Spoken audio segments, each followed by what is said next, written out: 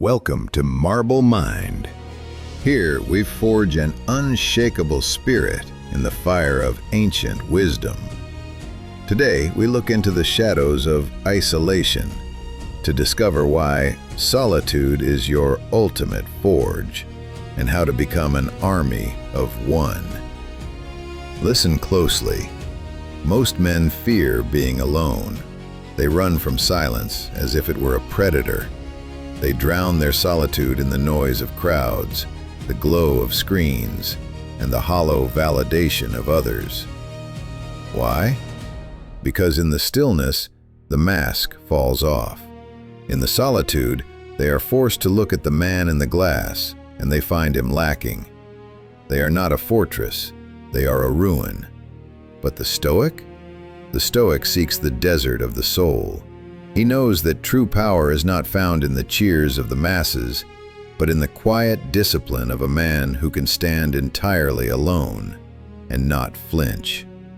To be an army of one is to be your own commander, your own soldier, and your own judge. It is to reach a state where you are no longer a slave to social approval or the warmth of the herd. Before we enter this temple of isolation, I have a task for you. If you have ever felt the strength that comes from being alone, or if you are ready to stop fearing your own company, write in the comments, "Solitary strength." Let this be your signal to the world that you no longer need their permission to exist. This is the first step in building your internal empire. Imagine a single towering oak tree in the middle of a vast, empty plain. It has no brothers to shield it from the wind. It has no forest to break the storm. Yet, its roots go deeper than any tree in the woods. It is hardened by every gale. It is tempered by every frost. It stands alone, and because it is alone, it is magnificent. Today, we will learn how Marcus Aurelius found solitude in the middle of a crowded palace. We will see how Seneca embraced exile as a laboratory for the spirit. We will build your inner citadel, stone by stone, until you are no longer afraid of the dark. If you seek the comfort of the crowd, this is not for you. But if you are ready to become the master of your own solitude, stay. We are about to begin. The greatest tragedy of modern man is that he can no longer sit quietly in a room by himself. We have become addicts of presence. We need the hum of others to convince ourselves that we are alive. The ancient Stoics recognized this as a profound weakness. If your happiness depends on the presence of others, you have given them the keys to your prison cell. You are at the mercy of their whims, their moods, and their departures. To the Stoic, this is a form of spiritual beggary. You are wandering the streets, cup in hand, begging for a crumb of attention to fill the hole in your chest. Seneca wrote, "The primary indication of a well-ordered mind is a man's ability to stay in one place and linger in his own company." Look at your life. Can you spend a Friday night without a screen, without a drink, and without a voice? If the answer is no, you are not free. You are a fugitive, running from the only person you can never truly escape, yourself. Solitude is a mirror that does not lie. In the crowd, you can hide behind a persona. You can play the role of the successful professional, the funny friend, the loyal partner. But when the lights go out and the voices fade, the persona vanishes. You are left with the raw materials of your character. For most, this is terrifying. They see the cracks, they see the laziness, they see the lack of purpose, and so they run back to the noise. Being an army of one starts with the courage to face this void. You must realize that solitude is not lack. It is not the absence of others. It is the presence of self. It is the moment when you stop being a social animal and start being a rational being. Think of the training of a gladiator. He may fight in a crowded arena, but he trains in the cold, silent hours of the dawn. He eats alone. He bleeds alone. He prepares his mind for the moment when no one can help him. You are that gladiator. Every moment of solitude you endure and master is a repetition in the gym of the soul. Practical advice for the initiate. Start small. Seek micro-solitude. Spend 15 minutes a day in a room with no distractions, no phone, no music, just you and the walls. Watch the panic rise. Watch the boredom scream. And do not move. Sit there like a statue. You are teaching your brain that the void cannot kill you. You are proving that you are the master of the space you occupy. This is the first layer of your armor. The more comfortable you become in the silence, the less power the world has over you. You are beginning to build the foundation of a man who can stand alone against 1,000 and remain unmoved. Marcus Aurelius, the most powerful man on earth, lived his life surrounded by thousands, advisors, generals, servants, and sycophants. And yet, he was one of the loneliest men in history. He knew that the throne is the most isolated place in the world. His solution was not to seek more friends, but to build what he called the inner citadel. An army of one does not need external walls. He builds them within his mind. This is the art of objective judgment. The Stoic trains himself to see things exactly as they are, without the coloring of human emotion or the distortion of public opinion. When you are alone, you have the clarity to inspect your own fortifications.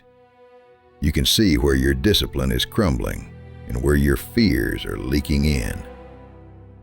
Think of your mind as a fortress under siege. The enemy is not people, but impressions. The thoughts that tell you that you are lonely, that you are failing, or that you need someone to save you. In the silence of solitude, you can intercept these enemies at the gate. You look at a thought of loneliness and you say, "You are just an impression, not the thing you represent." You strip it naked, and you realize it has no power to hurt the stone of your soul. To become an army of one, you must learn to be your own best ally.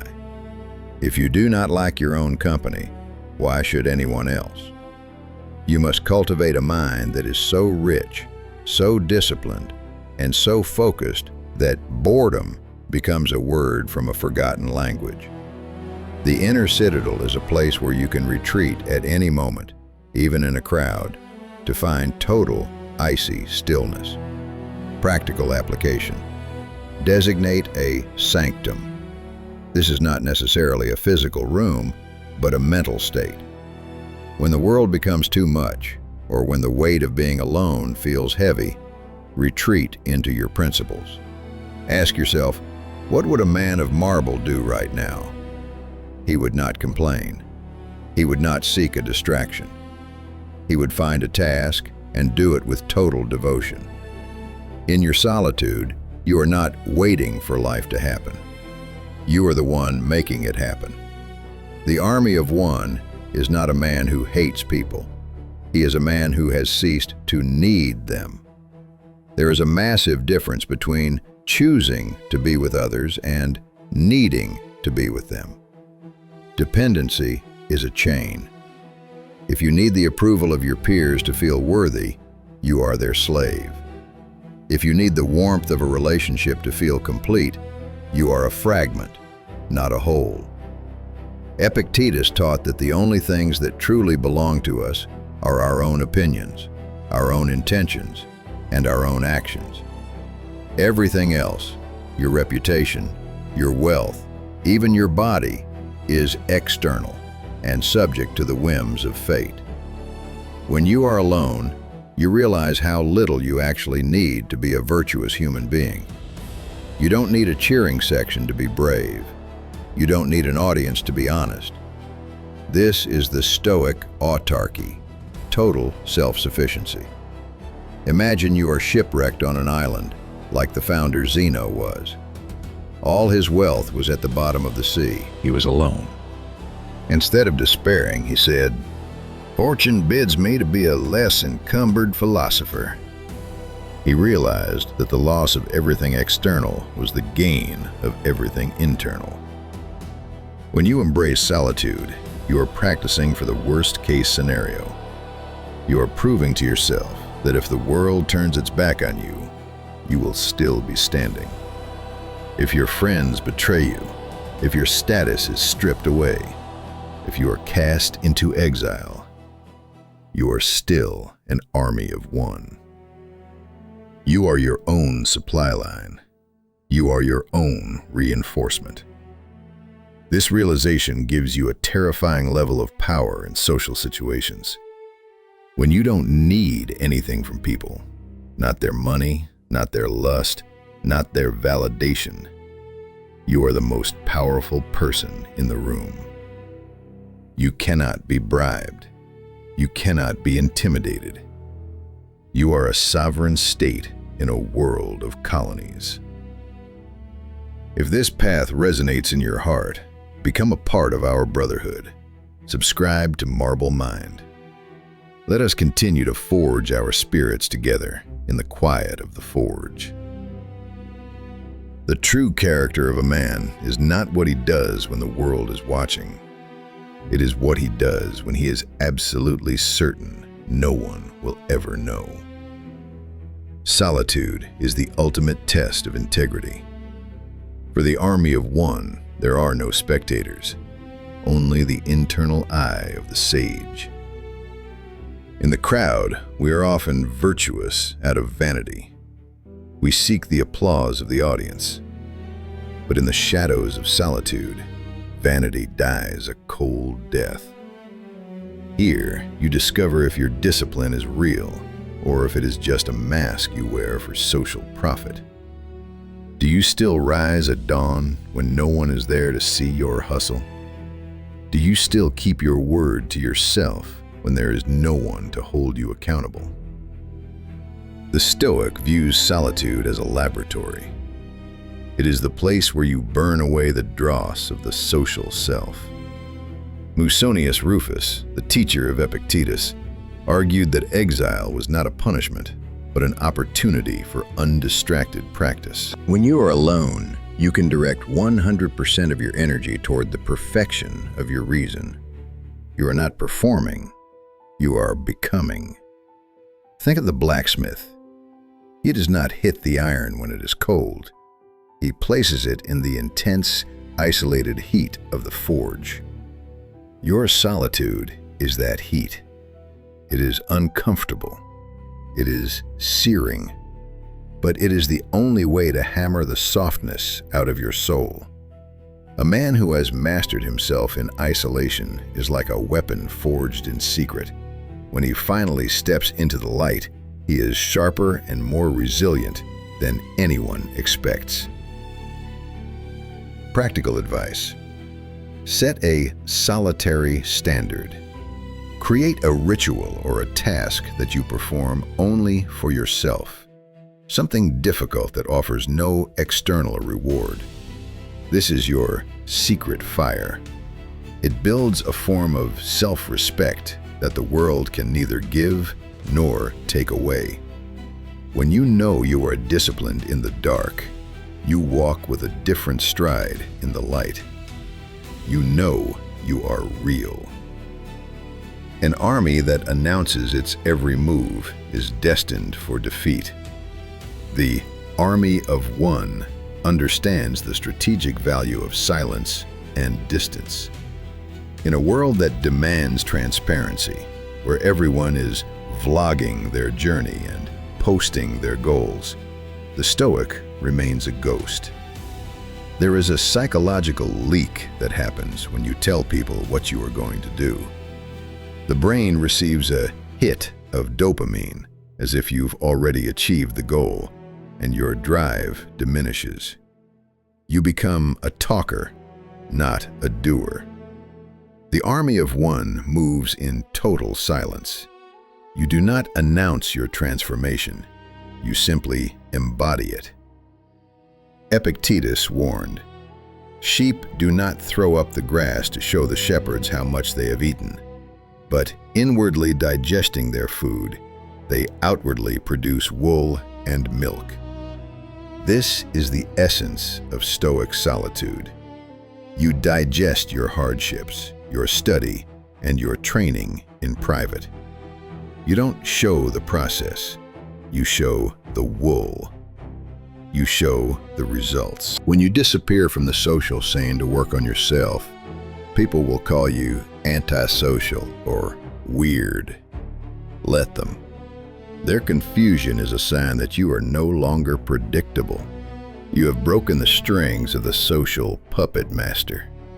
While they are busy talking about the next big thing, you are quietly building it. Solitude allows you to think strategically.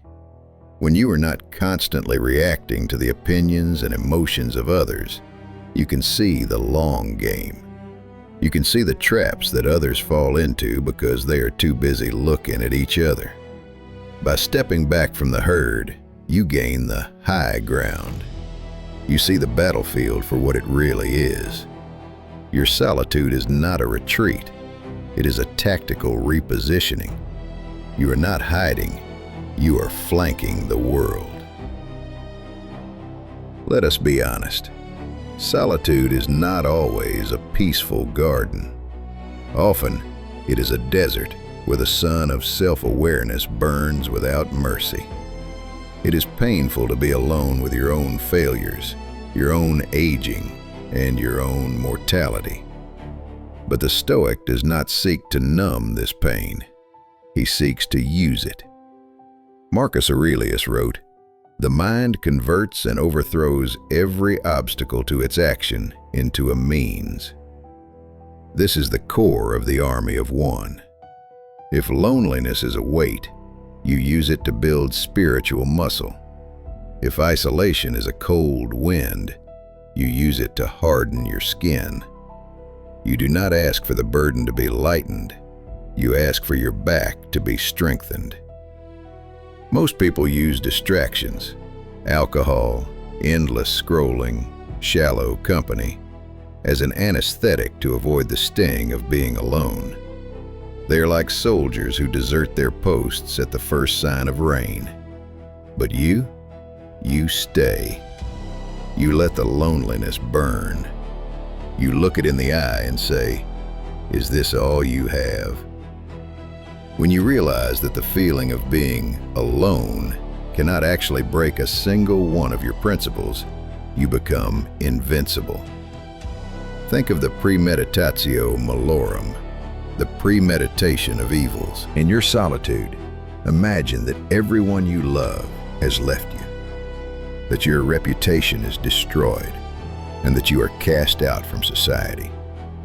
Live through it in your mind. See yourself still practicing virtue, still maintaining your dignity, still breathing. If you can be whole in that mental wasteland, then you can never be truly broken in reality. You have turned the poison of isolation into the medicine of resilience. To be an army of one is to declare yourself a sovereign entity. You are no longer a colony of the common opinion. You are not a province of what they think. You are a nation unto yourself, with your own laws, your own borders, and your own justice. The Stoics called this autarkia. It is the state of needing nothing from the outside to be happy. This does not mean you reject the world. It means the world no longer has a vote in your internal affairs. When you are alone, you are the king of this private state. You decide what is valuable. You decide what is shameful. You do not check the social currency to see if your day was successful. You check your own ledger of virtue. Imagine the freedom of this position. When you are a sovereign spirit, you are no longer offended by insults, because an insult is just a foreign diplomat making a noise at your border. It has no power to change your internal laws. You are no longer desperate for praise, because praise is just a tribute you didn't ask for. You are self-contained. An army of one maintains its own supply lines. Your wisdom comes from the books of the dead, the great philosophers, not the headlines of the living.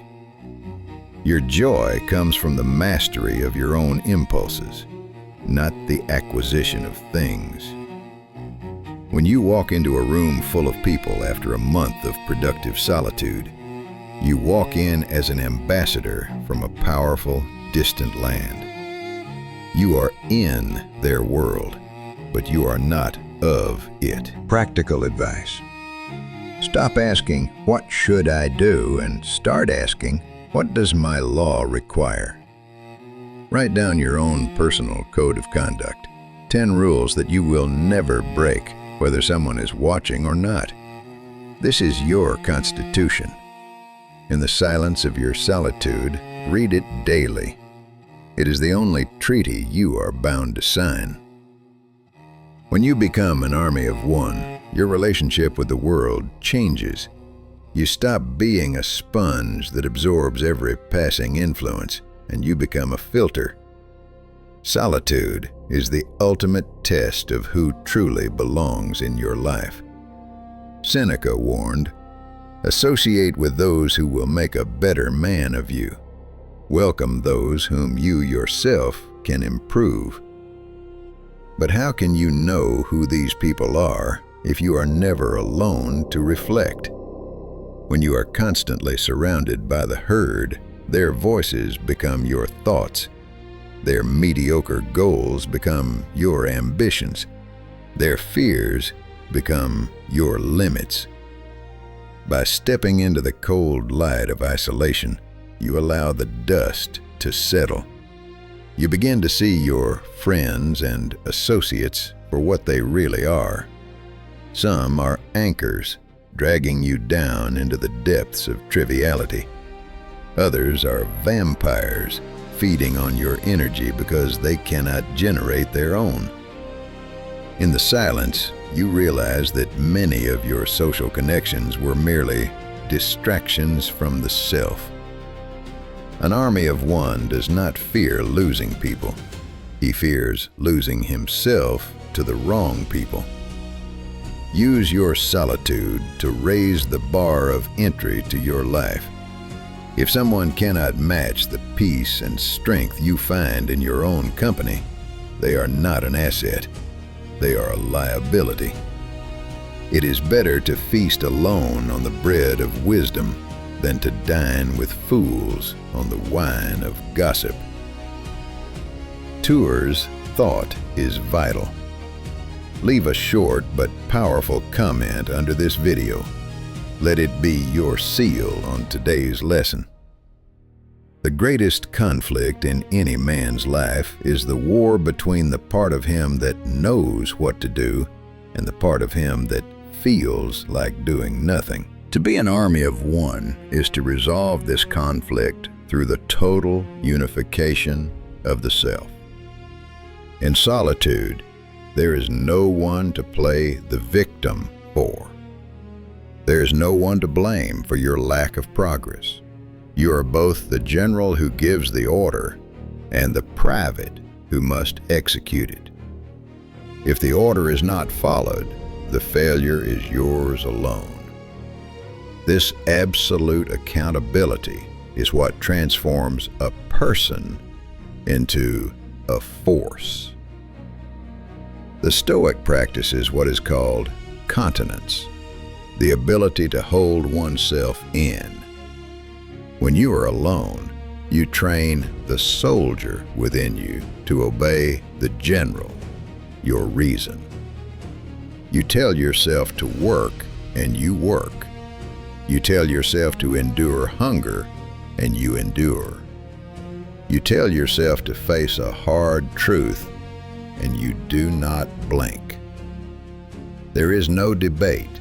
There is no negotiation with your lower instincts. This internal hierarchy is the secret to the army of one's lethality in the world.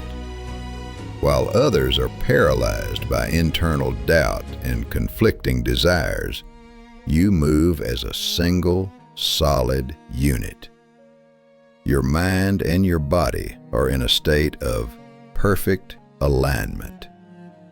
Because you have mastered the art of self-command in the quiet, you can lead yourself through any storm in the loud.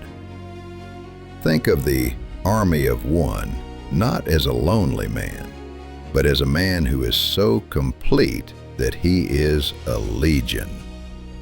You carry the wisdom of the Stoic masters as your intelligence officers. You carry your discipline as your heavy infantry. You carry your purpose as your unstoppable cavalry. When you walk into the world, you are not just one person. You are a mobilized empire of intent. Practical exercise. For 1 week, give yourself one difficult command every morning. Something that makes the soldier in you want to complain. Do not allow a second of hesitation. Execute.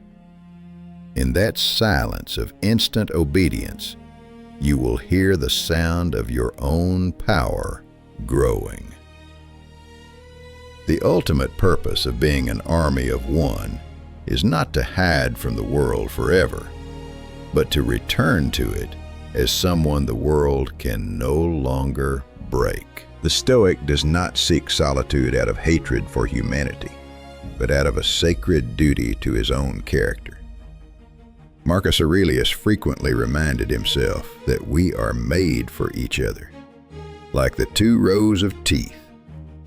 But he also knew that to be useful to others, you must first be a master of yourself. You cannot lead if you are easily led. You cannot give strength if you are hollow. Your time in isolation was not a retreat, it was an armory. Now look at the man who has mastered solitude.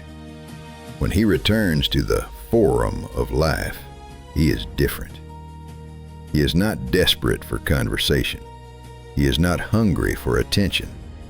He moves with the heavy, rhythmic gait of a conqueror who has already won the most important battle, the battle over his own impulses. He is among people, but he is never lost in them. Being an army of one means that even in the middle of a crowded city, you carry your desert with you. You carry that cold, clear space of reason where no one can touch you. This is the Stoic radiance. People will sense it. They will see that you have a source of power they do not understand. They will try to pull you into their dramas, their petty wars, and their fleeting joys. And they will find that you are as immovable as a mountain of marble. Your solitude has given you the ultimate weapon, the power to walk away. Because you know you can survive and thrive in the void, you are no longer a hostage to any situation, any job, or any person. This is the final victory of the army of one. You are the only person on this earth who can never be truly alone, because you have finally become a man worth living with.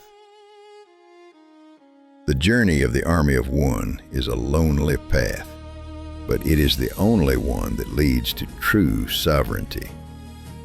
We have dismantled the fear of the void. We have built the inner citadel.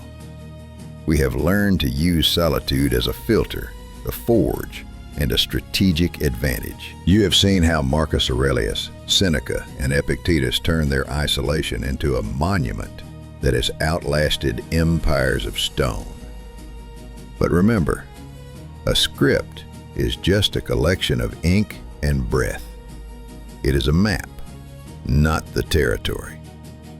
The true army of one is not found in a video. He is found in the decisions you make when the screen goes dark and the silence of your room settles around you.